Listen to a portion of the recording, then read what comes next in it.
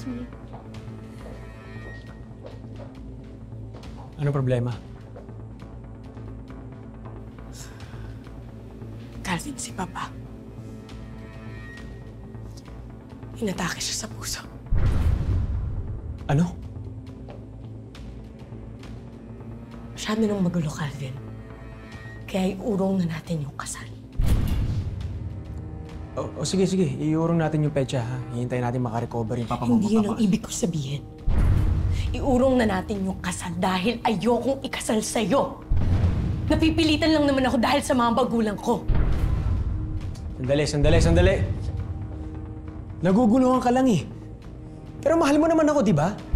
Sinabi mo sa akin yun noon, kaya nga tayo magpapakasal eh. Noon ko sinabi yun, Calvin, noong hindi pa kita kilala.